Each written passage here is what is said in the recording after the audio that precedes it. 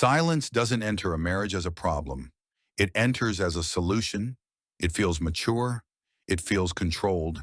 It feels like choosing peace over conflict. And for a while, it works.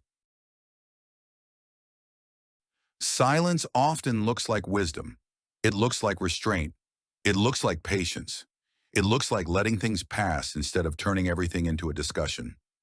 Nothing escalates. Nothing explodes. That's why it's so easy to trust. But silence doesn't stay neutral. Over time, it starts taking up space. Not loudly, not aggressively, quietly. Conversations become filtered. Topics get postponed. Thoughts are edited before they're ever spoken. Not because anyone stopped caring, but because engagement started to feel heavier than quiet.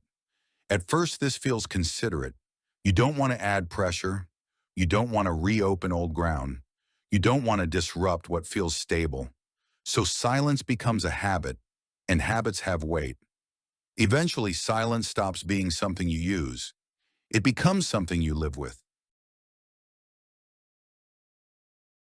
It begins to shape decisions, what you bring up, what you let go, what you tell yourself isn't worth the effort.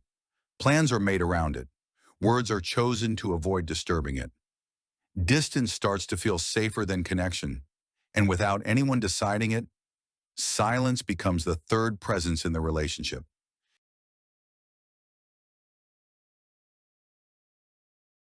This is where communication quietly changes. Not because people stop talking, but because they stop volunteering. Words are weighed before they're offered. Feelings are measured before they're shared. Questions are postponed until the moment passes. You start choosing what feels efficient over what feels honest. Conversations stay practical, necessary, safe. And over time, what was once shared freely starts requiring permission.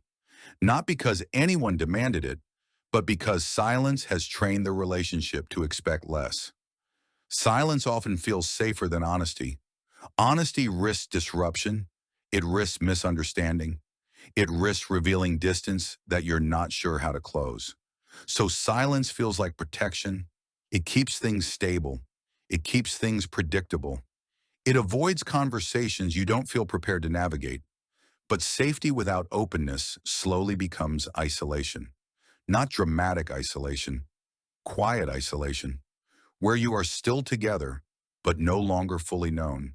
And that kind of distance rarely announces itself. Nothing is broken.